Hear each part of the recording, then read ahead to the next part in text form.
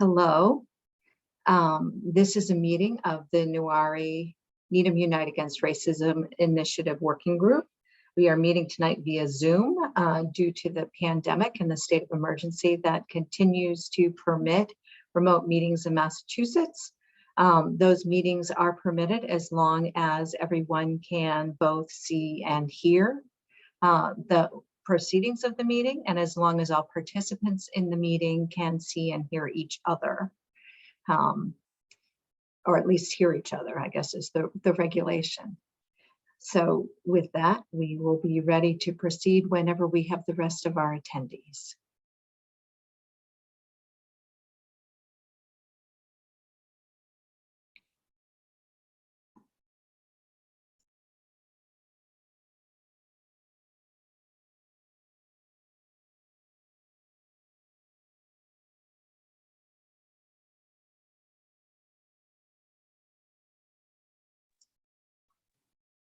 Hi, everyone. Hello, Vivian. We're having a slow night with everybody getting here. I'm sorry, Zoom wasn't letting me switch my accounts easily.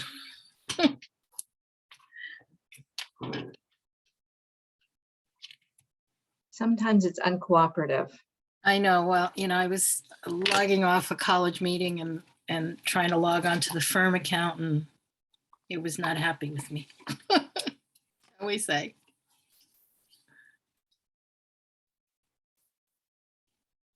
I don't know if did a reminder go out to everybody, or I don't know. The agenda certainly went out to everybody. Yeah. And well, I know our little group the other night knew about tonight. I know Ramin is not going to be able to make it, right, Liz? Isn't that what he said? okay. Who is the speaker for your subgroup? The reporter? Did you nominate somebody? You are. Terrific. Okay. Oh, it's Vivian? Sorry.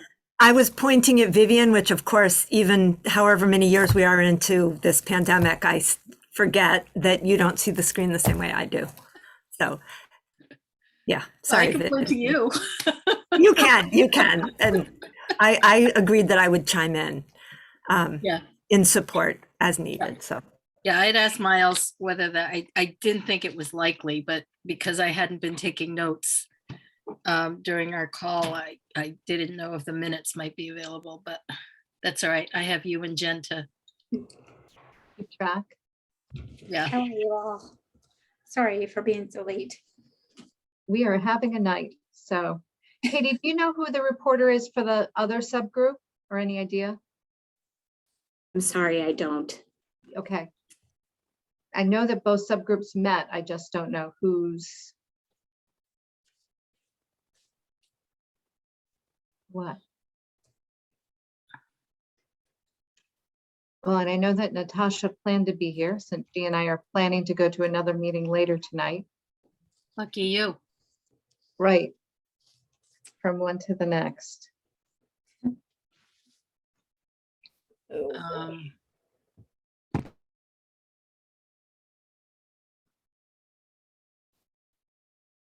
am just looking to see. No, I don't see anything. No. Except Katie's email just now. I actually was opening up because it was helpful to open up the agenda the other night when we were talking. And see where we were, right? Correct. Well, I'm sitting here thinking, Katie, shall we start? Because we can at least take a look at where we are. One of the questions was, here comes Marcus, hooray. One of the questions was, where are we in terms of the boards, committees, and commissions, in terms of adopting the vision statement? Hello, Marcus. Hey, everybody. Hey, Marcus. So we were just going to start the discussion about the update on where boards, committees, and commissions are. I don't know if everybody has had a chance to take a look at that. Katie, do you have it, or I have it up if I can share screen, I'm happy to do that. Whatever Sure. works. Yep, you should be able to share now. Okay. Is that updated on the website? It has been updated on the website. So hopefully everybody can see now what I'm sharing. Yes, no, maybe. It's really small. So let me look at the website. Oops. Accessibility mode. I'm looking for something that will let me make it bigger. There it is. Does that help? Yep. All right. So town boards and committees. Couple more down here, but I'm looking at this list. And Katie, my next question here will be, can we get a list of who's not on the list? All right, I know that there are some committees that haven't met. I'm thinking of like the Technology Advisory Board, I think hasn't met. I don't know how many others might be in that. Both, Personnel board hasn't met yet. okay, Yeah, Marion, if you want, I can share the spreadsheet that had everyone and kind of the status. that might be great to Sure. see. Hold on 1 second. Natasha and I are going this evening to the PBBC to talk with them.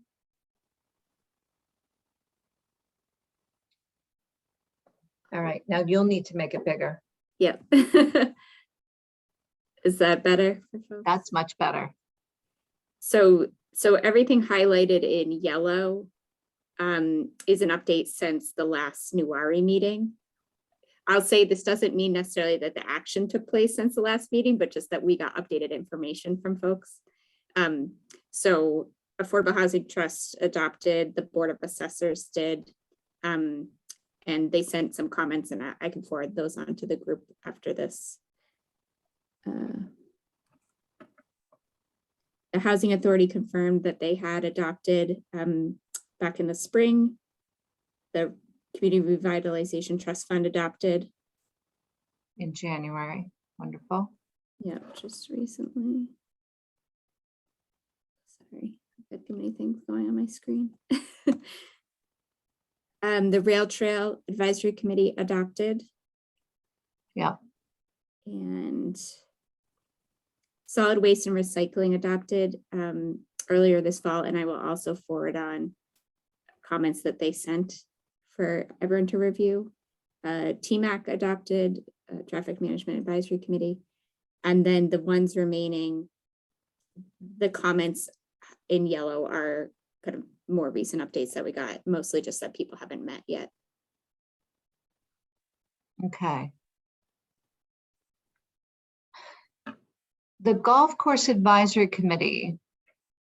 For some reason, I'm thinking that they have also adopted. Yeah, we can, I think we reached out and maybe hadn't heard back, so we can follow back up. All right. So we are down to a short list of town boards. I'm aware of what's going on with Concom. And so then we have some we don't know about. The Finance Committee probably could be a discussion all on their own. And so maybe Marcus and I will have a discussion about them offline at one point. But the rest of them, I look forward to continuing to make progress there. And then in the community, again, we have a list that's growing. Is that also captured on the spreadsheet? I can pull up a separate one. I'll say, though, that since your last meeting, I have not heard from anyone new, but we also, from a staff level, have not proactively reached out to anyone new. We were concentrating on the boards and committees.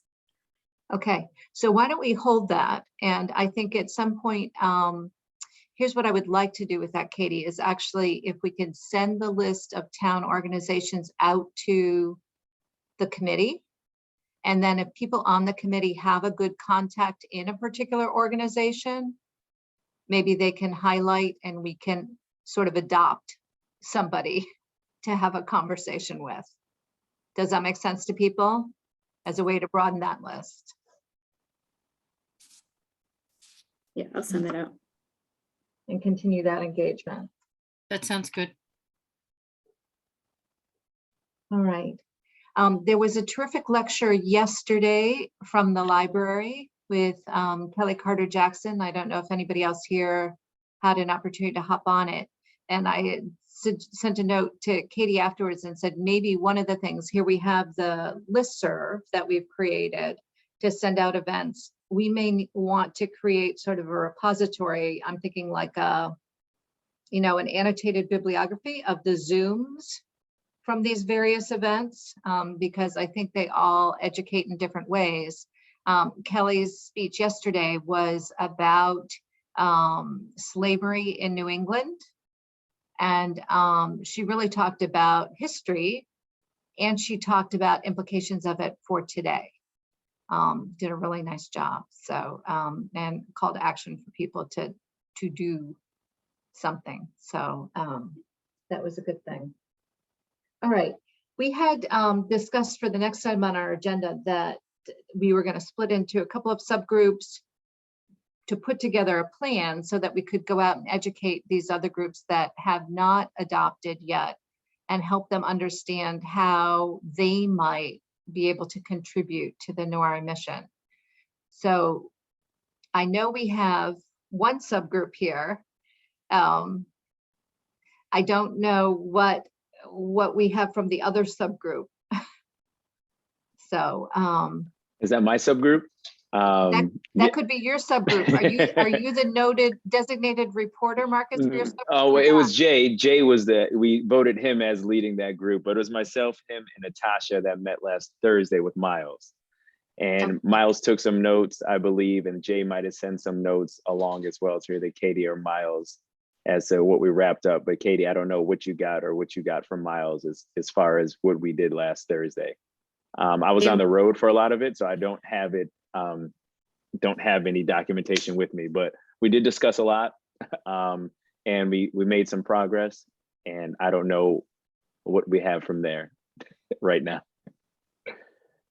I am so sorry. I cannot contribute anything additionally. Okay, all right. Katie was Well, not supposed to be on the call tonight with us, so she definitely Oh. doesn't have it. So we're giving Katie grace because we're grateful that she's here. always. We're trying to work around who's sick and who's well and who's able to be here. So I am grateful for Katie. Well, get better if you're not feeling well, Katie. I didn't know if that meant you, but I hope you feel Our better. Katie is good. Oh, so- okay. All right, good. So she's here covering, so we're glad for that. All right, Liz, I'm going to nominate, no, we're nominating Vivian. Vivian was nominated to be the reporter. And Jen, and with the assist from Jen and Liz. So Vivian, I'm going to turn to you. I'm interested in hearing about your subgroup and where you all concluded.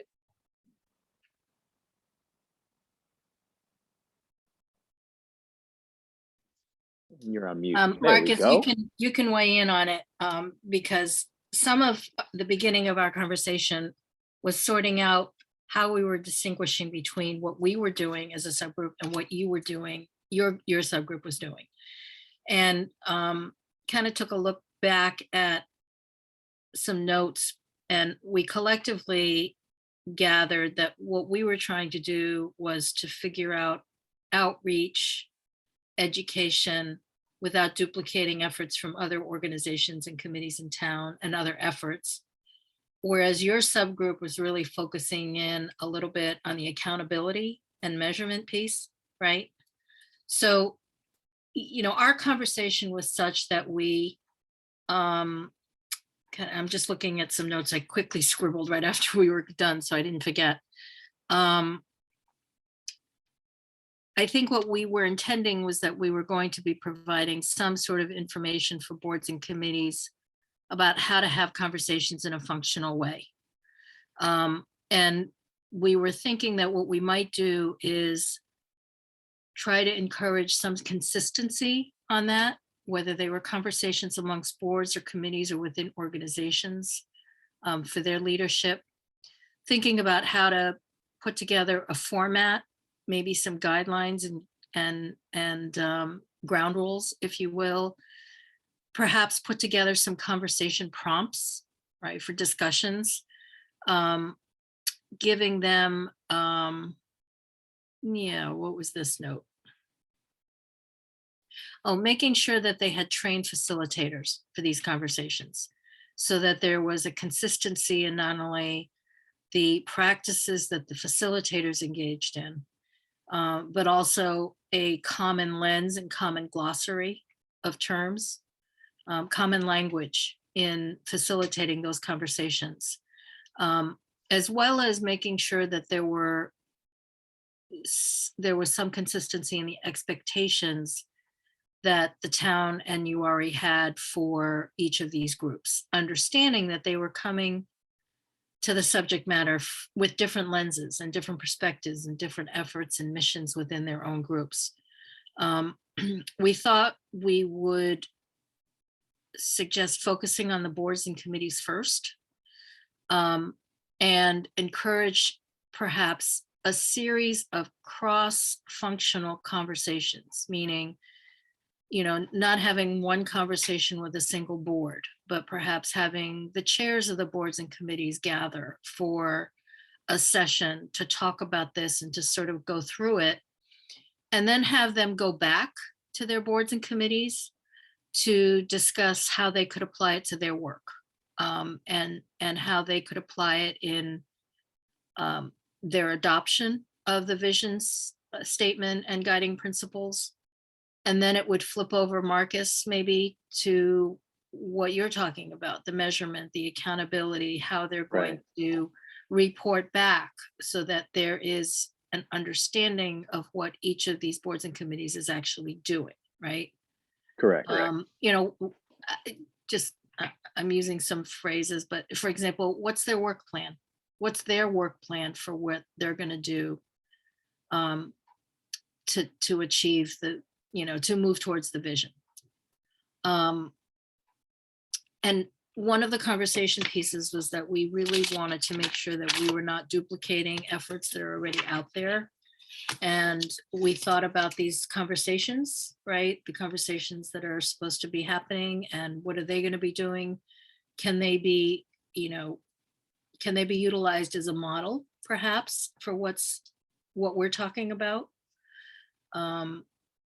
Maybe a common reading list, maybe, again, common language about it. And some of it was that we were thinking back to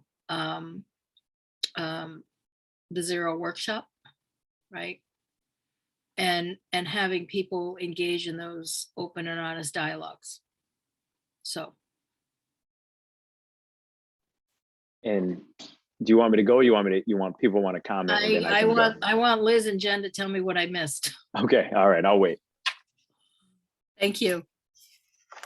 Not much. I would just add that we talked a lot about sort of the importance, understanding that the boards and committees have, as Vivian said, sort of various entry points to this idea. So just being able to create a space for people to have some basic conversations. And then I think it was Vivian who sort of set it up that we have these three ideas, right? Like we talked a little bit about what the format could look like. And then the second sort of layer would be the substance, like what exactly needs to go in. And then the final piece was resources for people to continue the work. Yeah, and some of that thought, Marianne and Marcus and Katie, was from the work I did as one of the facilitators for the citywide dialogues in Boston. I was describing that effort, which was a joint effort. It came out of City Hall. It was a Mayor Menino project, and it resulted in a series of dialogues with cross sections of the population to understand perspectives. And so we made sure all the facilitators were consistently trained. Everybody utilized the same lesson plan, if you will, for each of the 6 conversations. And it was successful to varying degrees because of the participation. I think that this would be a little bit different because what we're doing is we're provoking each of the boards and committees to go back and actually, not just adopt the vision statement at a board meeting, but really put some elbow grease behind it.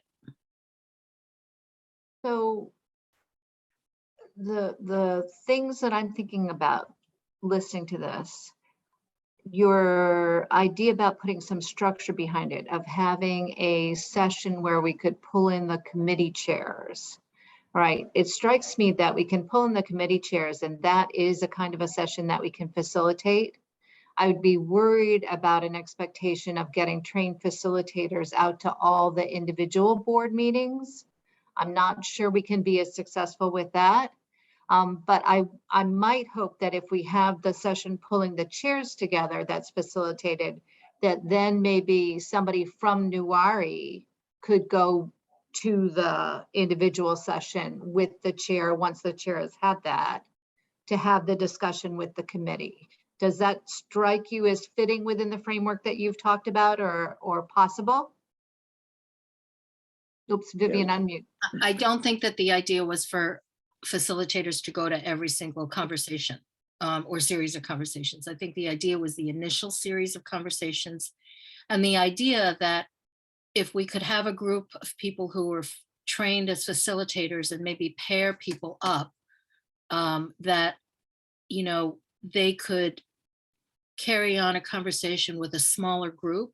The idea would be, we'll schedule a bunch of different dates, times, so that it would be convenient. We try to make sure that there was cross-representation, so that somebody from the planning board would hear what's going on with Park and Rec, Right. and they'd have different viewpoints coming into those discussions. And so I think that was the thought, was to try to sort of be consistent about the umbrella, if you will. Okay. All right. And I actually do think that kind of cross-pollination is a good idea, because I think some groups will think about it in a different way that will trigger a new thought from somebody else. Exactly. So, And it won't be so insular, people won't be just thinking in their own silo. They'll be getting outside of their comfort zone, if you will, and have a lens. Some may not have a lens of what housing authority is having to deal with. Some may not have a lens about what the planning board is talking about. They won't have a lens about finance. They won't have a lens about Park and Rec or the schools, and so we were talking about that, making sure that there are those perspectives. And, Liz was talking about bringing in, some of the things that the students are trying to do, to raise their voices as well in this process. And I like, so the reason, I know, Marian, you've seen me facilitate, but the reason I often like having a couple of facilitators is the facilitators can then sort of soak up what's happening. They see different things and they can come back and debrief, right? There's a way to talk about that. So, I think that is helpful. And I think it means that the facilitators can, do their work in a way that supports one another too. And if I can just add, the phrase that comes to mind, which is not precise enough for this, it's not quite accurate, is that, like, train the trainer. But the reason that having at least someone to, or some real thought in what that looks like, is because if you can get everyone on board, you're essentially just modeling what this process looks like in your discussions. And sort of the more experience people have having these really challenging discussions across, disagreements, the better that they can also model that in their own committees, in their own lives. So, yeah. Yeah, it is. It's having the facilitators basically, and it is a train the trainer. It's training the committee leadership, the group leaders, to understand what's going on and to think about it and sort of really be immersed, if you will, in the agenda, so that they can take it back and those conversations can be meaningful. We also talked about making sure that, for example, we're not at cross purposes with what the resiliency network is trying to do, what Nicole's trying to do. And that there is some consistency, and perhaps we can find that consistency through either shared language or stories or situations that would prompt the conversation in a consistent manner. So I guess when we say train the trainer may not be perfectly precise, the thing that was going through my head was maybe it's almost like train the framer, because we're trying to help somebody who's chairing a committee go back and frame a discussion for their committee. They actually don't have to be the expert, and they're probably not after a session, right?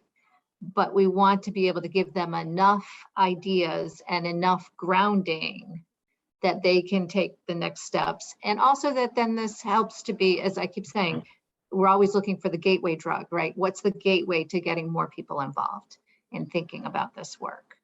Yeah. Yeah. And I think it would be helpful, even if a NUARI member is not a facilitator, that there be a NUARI member in the session. Yeah. And the other thing I was going to say is I don't see conflict in this with the work that the Resilience Network is doing, right? The Resilience Network is going in place so that we have a means when there is something that happens in the community, that we have a rapid way to respond and to pull on the resources of the community to do that. So that's not strictly boards and committee based. Boards and committees could be part of that, but it's much bigger than our boards and committees. And I think some of this is making sure that the community organizations are also involved, and that we have, we're not running in lockstep, but running in parallel tracks. Yeah. Well, and so maybe we think about it with our boards and committees first, but the community organizations could be another tier, or maybe that's a piece that we specifically work on with the Resilience Network. Maybe there's a way that dovetails. We'll talk about it later, but we are expecting they're going to come in and meet with us probably at our next session. So that's what I've given them, a save the date for February 28th, so that we could have a joint, mutual interest kind of conversation with them. The Resilience Network. Marcus, do you want to talk about what you a little can stab at it? recall? Yeah, I'll give a little stab at it. So basically what we kind of used for framework was the Government Alliance of Race Equity. So the 6-step process that's in there is kind of how we decided, what the questions are that we're asking the different committees and groups. And step 1 is just, what is your proposal? Kind of like Vivian said earlier, and then the desired results and outcomes. So basically we went through steps 1 through 6 and then tailor them to what we're looking for in Needham. And we're looking for accountability. We hit on the chairs. That's something we talked about as far as, do we put this all on the select board to measure, the outcome of all these and hold them accountable. But we also want to put some of that, that accountability on the chairs of each of these committees, and laying a framework that no matter who's on the select board or who's chairing the committees, that we have something stable and obtainable that's in place that can be passed on, and then always, updated, but never falling below the wayside. So that's one thing that we kind of hit on. We went through all the different steps. If you have that in your packet that we got, I think Kate sent it like a week or 2 ago for the Government Alliance of Racial Equity. And as you scroll down there, you'll kind of see the different steps that we hit on. And then step 2, I'm just trying to recall for each step a little bit about what we talked about. What does the data say, and how does the data tell us? Kind of the data says, as far as if we're looking for how we're creating our committees, what the makeup of the committees are. And it's predominantly, as we've seen in different studies, predominantly white, 50-something-year-old males.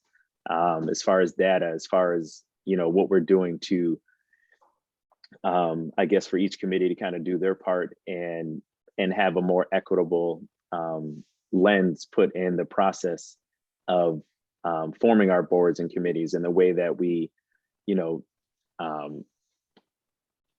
something like the PBBC, when we're going for bids and things like that, what is the process and how are we going about getting those? We talked about a checkbox, and then we went back and forth on kind of that idea, but maybe we start off with something that's a checkbox that can help, make sure that we're doing these things and we're doing them thoroughly. Step 3 is about community engagement, how we've done that in all the different ways, how the committee's done that, how has possibly the moderator done that when he's doing the FinCom committee, picking those people, making sure that each person that appoints somebody or each committee, committee or person, whether it's moderator or the select board or whoever it may be, what steps are we doing to create those people? What steps, what due diligence are we doing to have a more robust, diverse, as far as age and gender and background, and how are we doing that? I'm going through a little fast just because it was so much more in depth, and I don't want to take away from all the work that we did since I don't have it in front of me. Step 4 is who benefits from and will be burdened by the proposal. What are your strategies for advancing racial equity, mitigating unintended consequences? We talked about is the intention matching the impact? That was a lot about what we hit on there. And if it's not, why aren't we, or why isn't it? Step 5 is plan for implementation. That one, something we talked about. We talked about our DEI funding that we're putting in for the town warrant, the select board, Marianne. We kind of talked about that $100,000 and where that would go. If we can't get someone in place for that DEI role, which we're not getting next year, as far as what I was kind of under the impression from what we've talked about, if we have HR, we have, someone that can help with implementation and then keeping track of that.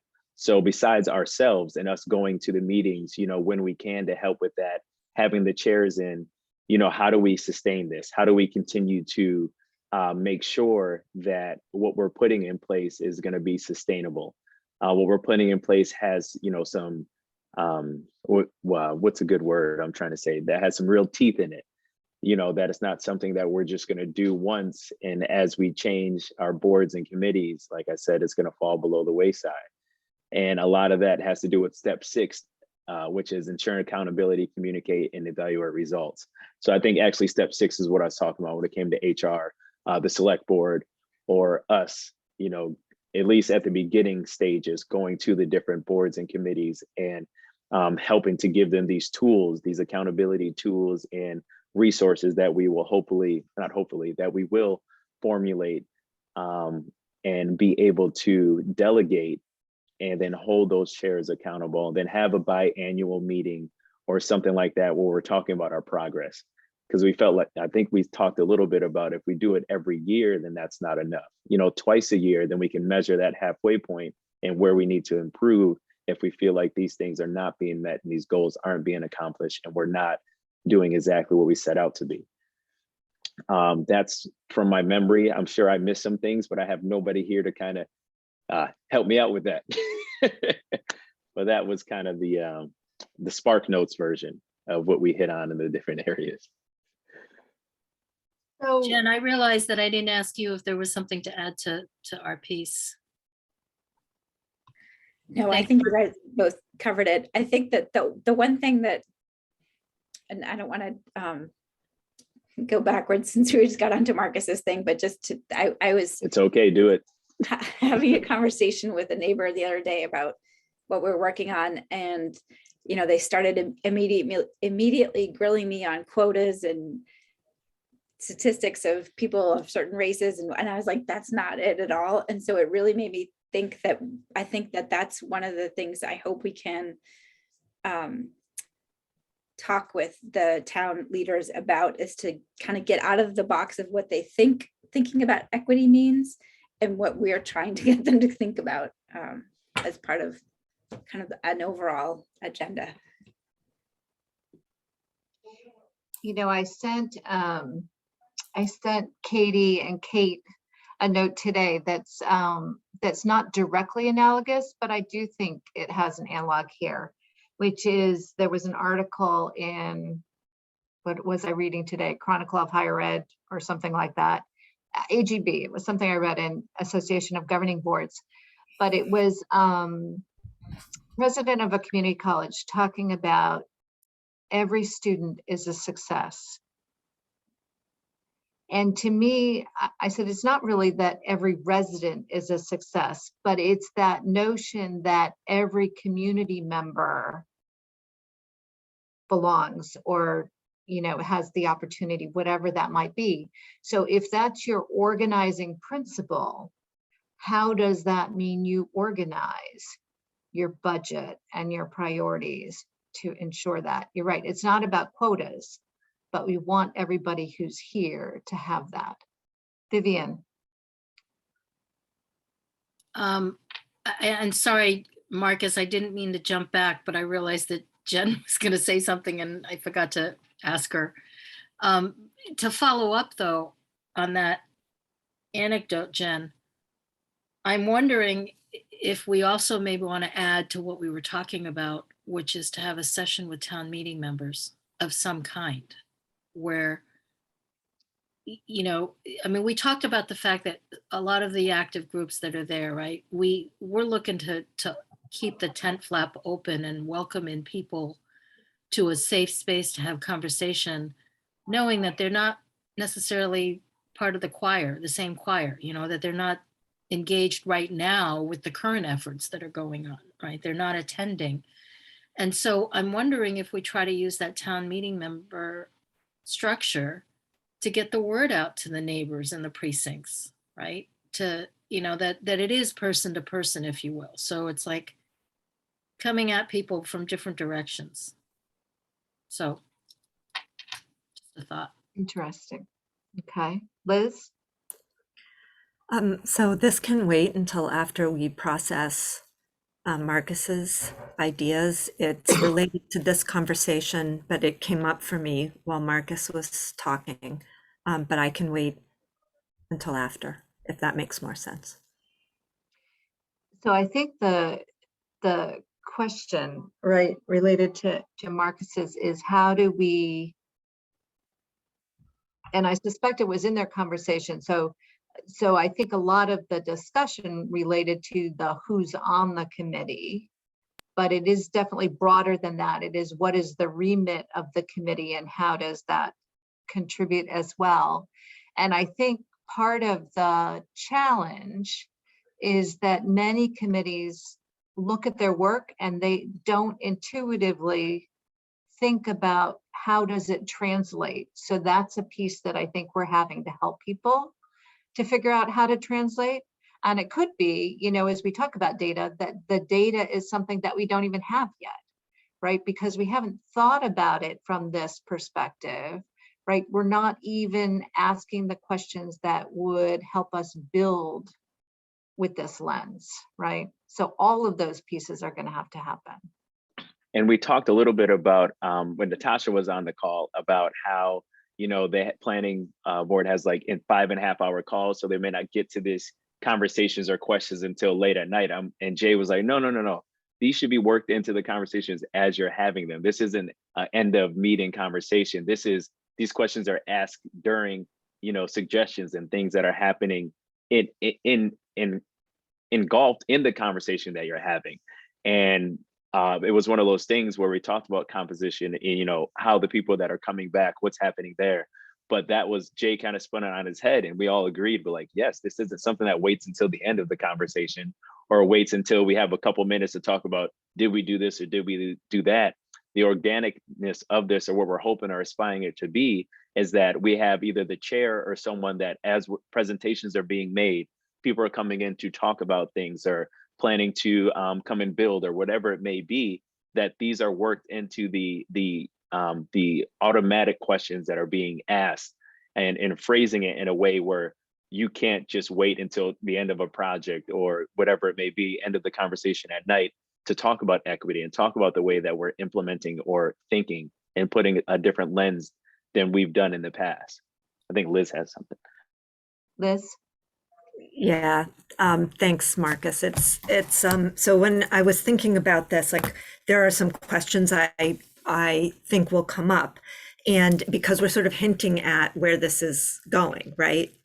And I think people, when hearing that we're planning this would say, okay, well, what is my role going to be? What kinds of things do you expect me to do? And I think what I'm assuming, which could be wrong, is that we're going to be asking boards to integrate equity goals into the goals that they have. And I use that integrate because of what Marcus said, right? And also from Jen's example, it's really common to think about representation. It's a really easy one. It's easily quantifiable. It's concrete. So people generally go to representation on boards as their first go-to, but you can have a diverse, racially, ethnically diverse board, but still not have equity and still not actually represent a broad perspective, right? So, I think as we move forward, we need to be able to figure out what are we going to be asking in this, keep it small, right? The board members to do.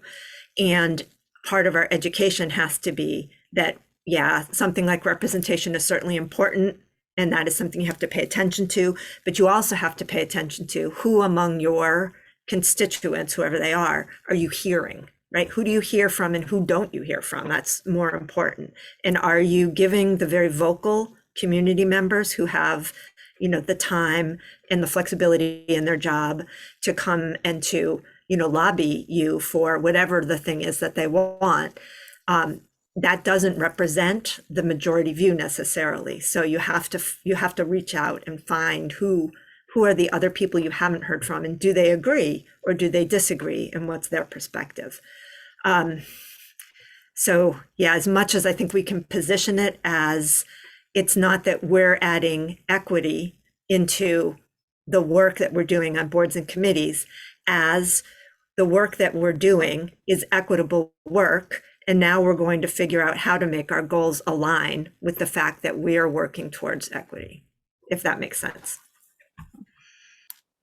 I think that's true. Vivian. Yeah, I think that's such an important point. It's not a standalone agenda item.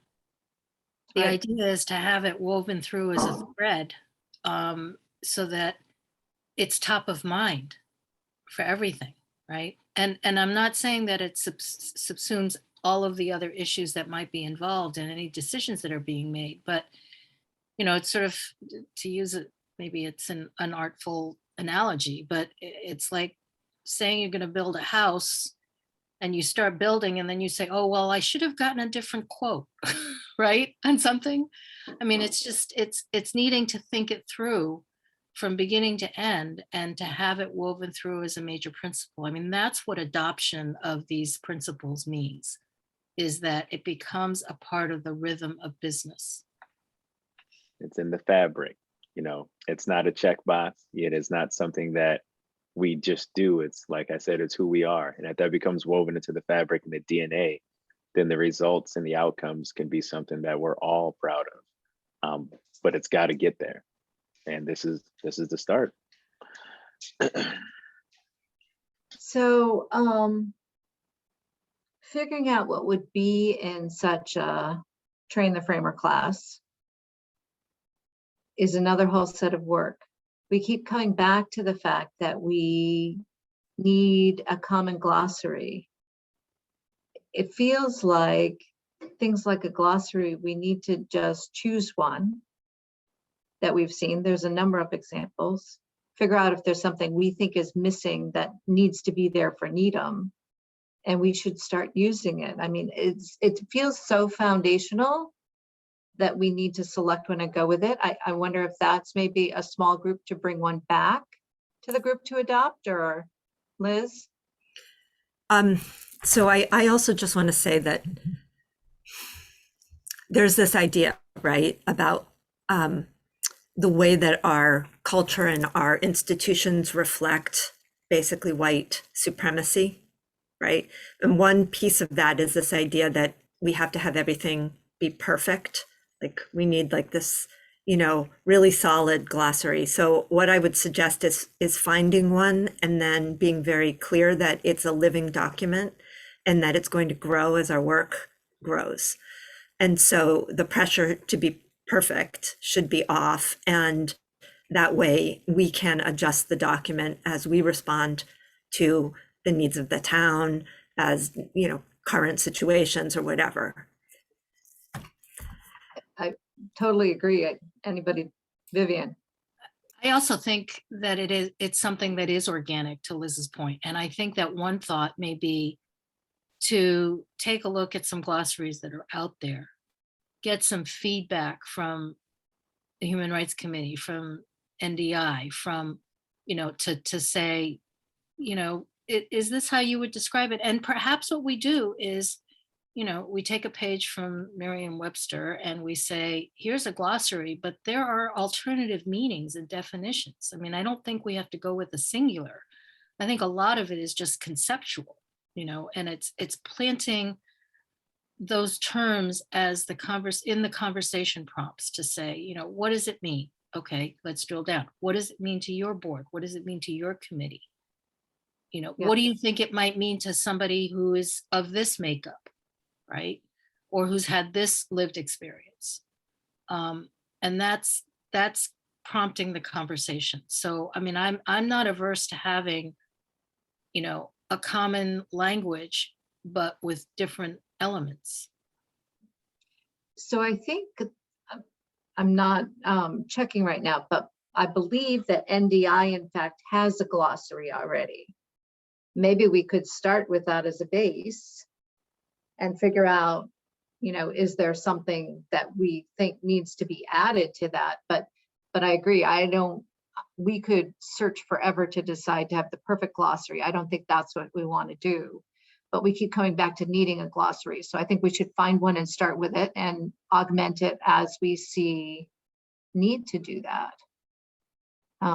Whether it's augmenting in particular meanings or augmenting in new terms that we think are relevant for our community.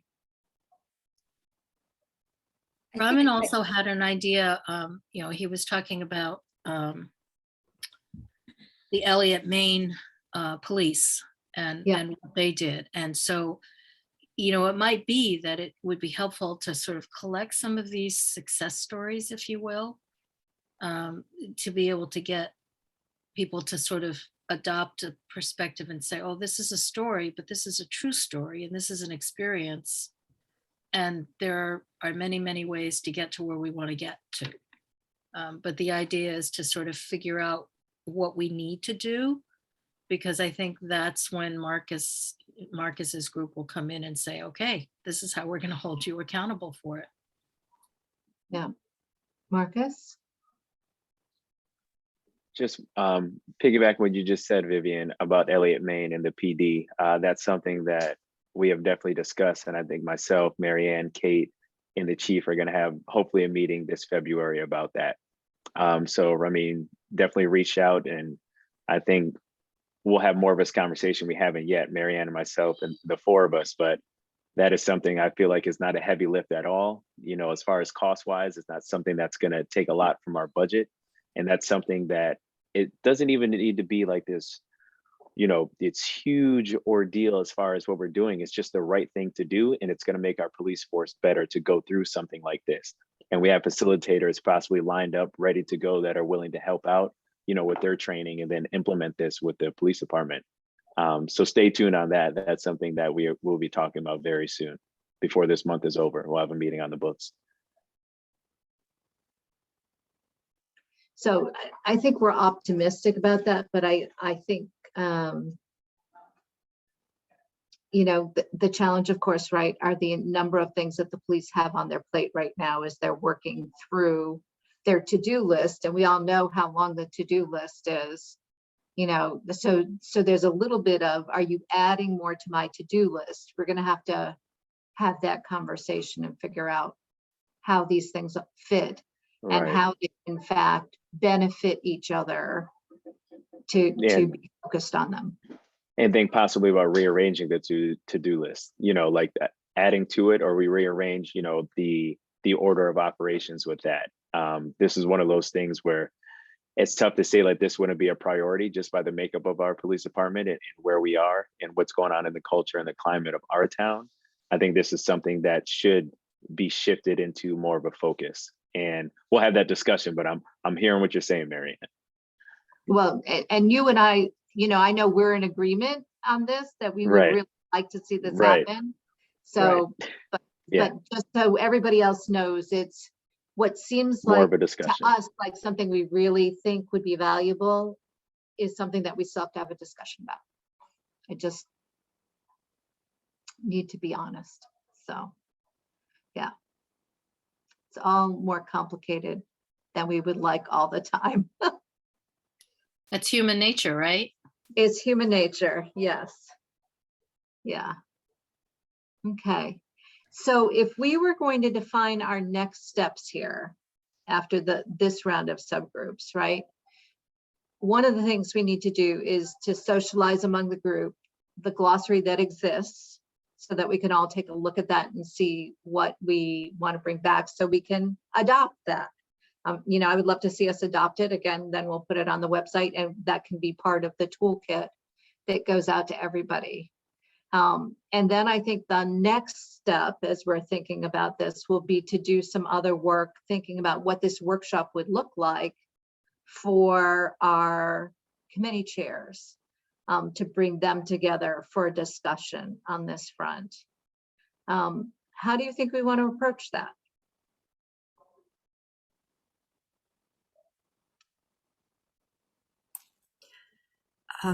I don't want to speak for the other members of the subcommittee, so shout me down, folks.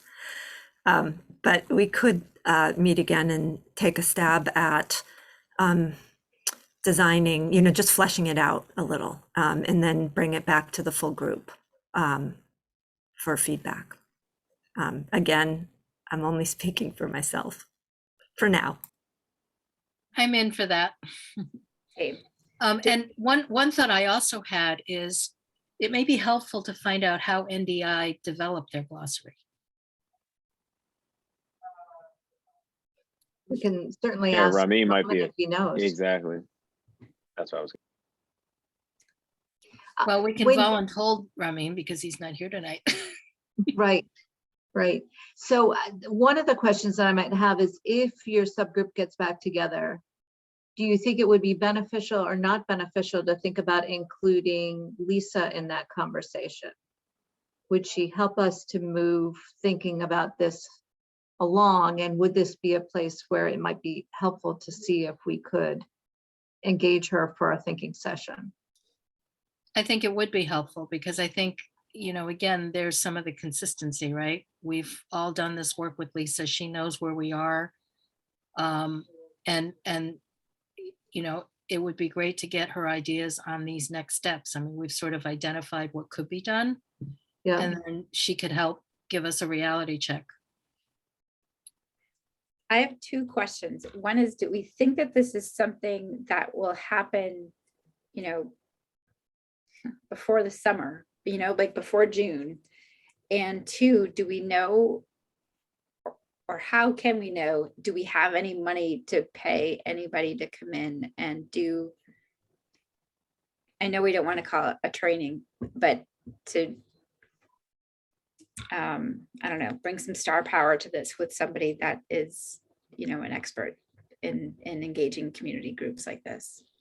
I feel like if Kate was here, Katie's here, but I was thinking about the Warren article and the money that money possibly, but Katie, you go ahead.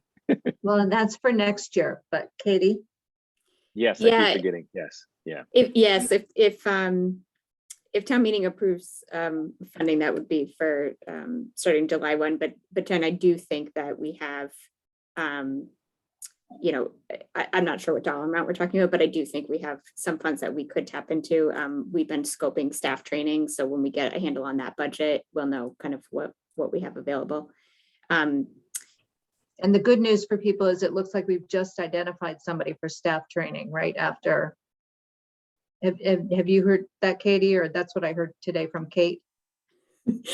She's fast. We just had a scoping meeting at 4. So Okay. we're waiting to get their full kind of proposal to us with price tags attached, but I was very optimistic. Yes. Okay. Yeah. So this is, we had been looking and And I think we are encouraged actually at the moment, so that's a good thing. And Jen, I guess it would be, so my experience, right, is these things always take longer than you think, right? But I would really love to get our committee chairs together before the summer, particularly if you think about it as, okay, if we could do that, then this can be sort of setting the stage to start a new year and the work with their committee and thinking about what they're going to accomplish for the next year. So timing wise, I think it would be ideal if we could make that happen. Liz? Yeah, just, how many committees are there? How many chairs are we talking about? Well, I don't know. Including If vice you chairs or know, just chairs? here we had that list. I think we want to Yeah. include the vice chairs as well. I think we want to include vice chairs as well. Yeah. I'm kind of Make sure counting. they're in separate sessions.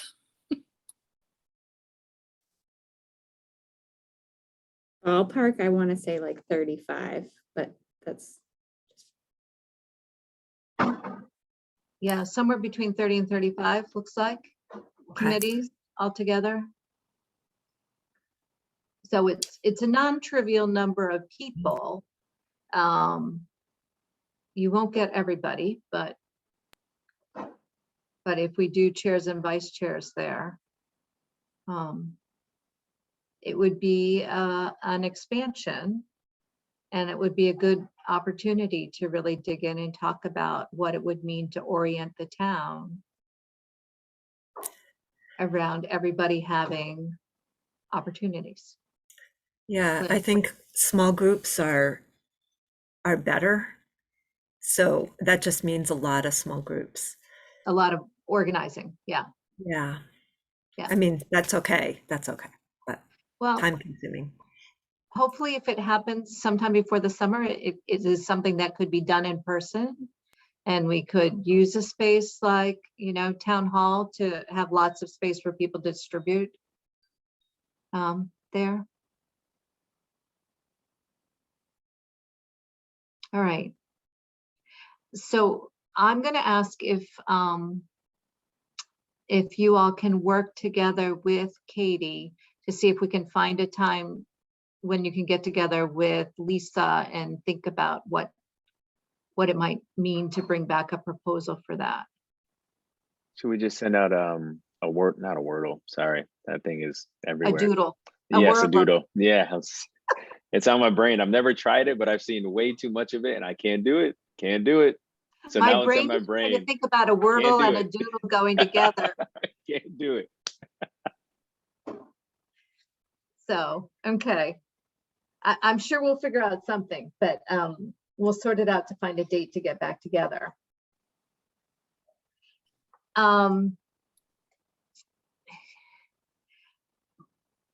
Katie and Marcus, I don't know if there's a way also then to take a look, given where we are for tonight, at some of the notes that came out of your meeting, Marcus, and maybe create a summary that we can send out to the group.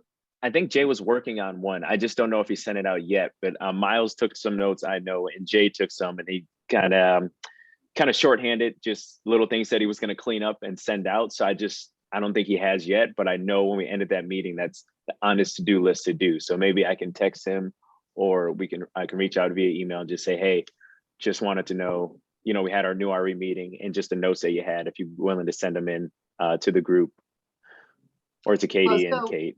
Yeah. Maybe they can go out with our next set of materials for the 28th. Okay. And then I'll we text. can come back to that again on the 28th and sort of explore it a little bit more with some of the other folks from the committee here at the same time. Yeah, So, that'd be great. That'd be great. I mean, I think it would be helpful to have something to look at. And we were mulling about whether or not we could circulate notes amongst us. And then we thought, probably not. So, Just send it to Kate or Katie. That's what. yep, exactly. send it to Kate or Katie, absolutely. Okay, I'm looking at the clock and hope I had visions of being finished by 7 o'clock so I could eat some dinner before the second meeting. But let's talk for a moment about updates. So updating on community conversations. I can't remember, did we send out the schedule for that? Does anybody know? Here, I didn't pull up the package. So No, we had will sort have of, we'll have promotional materials finalized by the end of the week. okay. So we're getting close to, we have a proposal for the first one, a theory for, I'm going to call it a theory for the second one, although we'd like some input from the community actually to shape the second and the third. The first we'll have to, we'll have to do sort of with the history of policing, both here in Needham and in a broader sense in the United States. And the second one will be more community youth oriented, is sort of the current planning that's being done there. So that group, when we meet on the 28th, we will have more of the materials for that so that this group can take a look at those. Do we If have you another like- date set for that working group right now? We do. It is scheduled to meet, I'm going to say it's next week, I think. Hold on. Yeah, it's the 17th before HRC, Jen. Okay, thank you. The 17th at 6. I didn't write that down. Thanks. You should have a calendar invite, I think, somewhere in your mail too on that, because I can see one on my calendar already. So that's the next meeting for community conversations. The Human Rights Committee continues on their work with their complaint resolution process. Matt and I met with them, with Kate and a chair, vice chair, and had a discussion to understand where they were. I think this group knows part of the challenge with the process has been understanding the way that the open meeting law overlaps with the need for confidentiality in this case, or the potential need for confidentiality in this case. And so what I'm now expecting, we had a discussion about that. We decided again that we were not willing to let, the perfect be the enemy of the good, that we were willing to do some experimentation, and that we thought it was really worthwhile to try a couple of things and to get some experience and see what we could learn from it. I'm anticipating that Tina will be coming back to talk to the full select board about where they are with that process so we can share it. And then anticipating that we will try and see where it goes.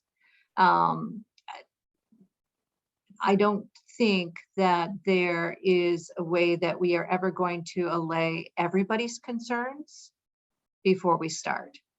But it's good that people understand where the potential concerns are so that they are aware and being thoughtful in their interactions in multiple directions as they're considering a complaint. Jen, is there anything you want to add to that coming from the committee side? No, I'm actually not part of that group that's working on it. So I got the same, or Tina gave us the update from your meeting with her, but I don't know if the smaller group has talked more about it. Okay. All right. And so I know the important thing is getting her back on the select board agenda, and I don't know if there's a specific date that has been scheduled yet, but I'm expecting that it will be slated soon in our agenda so we can talk about it there. And that will also help the community to hear something about it as well. Okay. The Resilience Network, as I mentioned, they are getting ready for a kickoff that they're planning for the month of March. So one of the things that we wanted to do was actually get them in to have a conversation with Nuwari to understand now how they're thinking about their work, what our overlaps and alignments are, and how we can work together. And I do think, as was identified sort of earlier, that they could be a particularly good and effective partner as we're thinking about how we work with the community organizations, since their work is really intending to organize and motivate those groups in the instance of community needs. Okay. I don't know if anybody else has been in touch with Nicole or Beth who might have something to add to that. Marcus, have you talked to them lately? Yeah, yesterday and today, just real briefly, just about following up with some people that haven't responded to the invite yet.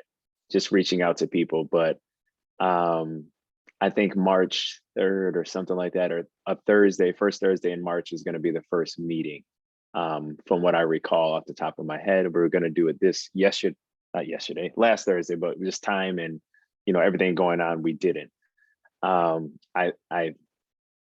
I think there's about 30 or so people that are going to be involved that they have documented that are going to be a part of this, from all different organizations and all different committees and things throughout the town. So I'm excited to see how that's going to work, and kind of, I know what the plan is and how the end goal is to have like this unified, kind of this machine plugging along for when something does arise and we are good. We know the order of operations. We know who to contact. We know how to show up in the community, as far as who's the point person for certain situations.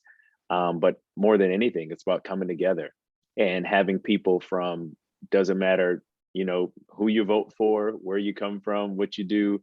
The common goal is to make Needham a place where we feel like you can be reached out to, you can be talked to, you can be in line to make sure that when things arise, we know that we have each other's backs. And we're going to do all we can for our constituents and each other to make sure that this is a place that people want to be at. And when things go awry in a negative way, how do we show up for each other? And I think this group, this network is going to be something that can be really positive. I'm excited to learn more because I don't know everything. I just know kind of bits and pieces. So after that first meeting, yeah, I'm excited to see who else is in the group because I have no idea. So they have been working to cast a really wide net in the Yes. community, and Yeah. I think that will be to everybody's benefit Mhm. for that work. And the other, when we started around this idea, and Katie has done a lot of work from the town side, the real goal was the town by definition is not the rapid actor in any of these. I mean, yes, we're able to act for town emergencies, but when it's something that happens in the community and you need a spokesman or you need somebody with a statement, the answer is we all have to authorize, like the superintendent and the town manager, and they just need to get that done. Otherwise, we're looking at, well, we have to post it and we have to let people know that we're going to meet, and then we have to discuss it in public. Then we're going to have to craft it and all agree to it. So we needed a way to facilitate a response in the event that there is something that happens, because we have had a couple of instances where we would have liked to have come together differently. And we can do that more through our community org. So I'm very excited to see where it's going. Yeah. And then the DEI budget. And I don't know, Katie, if you have any other updates here. The DEI budget is something that we have requested as part of the select board budget. It is submitted. I don't know exactly what the finance committee is going to do. It's not their favorite part of the budget. But we will continue to have discussions with them. They haven't voted anything yet. Any questions? I had just one quick one, and that was, Katie, when there's been a decision about who's going to do the staff training and what that agenda may look like, it may be helpful for us to have it, because I'm thinking, again, we want a little bit of consistency with what the board and committee chairs and vice chairs are going to be thinking about, right? Because they're needing to interact with staff. Certainly, there have been plenty of situations where staff have had concerns or been the subject of concerns. So I think it would be helpful to have that lens. Yeah, great point, and happy to report back when we have something solidified. Jen? Is the DEI budget item, is that for a position, or is it a pool of money that's going to be allocated on different types of projects? It is for a pool of money that will be allocated on different projects at this point in time. Yeah. Thanks. Okay. All right. I think I may have come to the end of our agenda. Is there anything else that anybody would like to discuss this evening? I have one more question. Katie, did the person who you were going to ask to see if they would moderate the first 3 sessions on policing. Did they say yes? They Marcus. didn't, but Marcus. So my note worked to Chad. So he called me. So we got in contact. We have a Zoom meeting on Wednesday with Katie and possibly Mary Ann. So he's so excited to be a part of this. So it Awesome. works. So going to someone's house, leaving a note, it's a great thing. It's a wonderful thing. I feel so much better after when I said that to him. He's like, no, our community. He's like, that's what you want. You want to be able to know where your people are and to be able to drop by and do those things. So I feel much better about doing that now that we made contact. Now that he didn't say that was kind of creepy, Marcus. Why did you say Yeah, that? exactly. I feel way better. I'm like, all right, I feel good about this. I probably won't do that for anyone, but I'm glad that that worked out. That's awesome. Great. Yeah, he's excited. He's excited. So That's great. He's definitely excited from his notes. So I think that's a yes, great thing. And we are looking forward to having him on board. Good question. Good place to end, I think. So with that, we actually do need to end. So I'd welcome a motion to adjourn. so moved. And Second. a second. All right, I'm going to go around my squares. Liz, Yes. Marcus, Yes. Jen, Yes. Vivian, Yes. and I'll vote yes. Thank you all. We'll see you on February 28th and more to come. Thank you, Katie, for helping us out tonight. Have Thank a good you. night, Kate. everyone. Thank you. Good night, everyone. Night.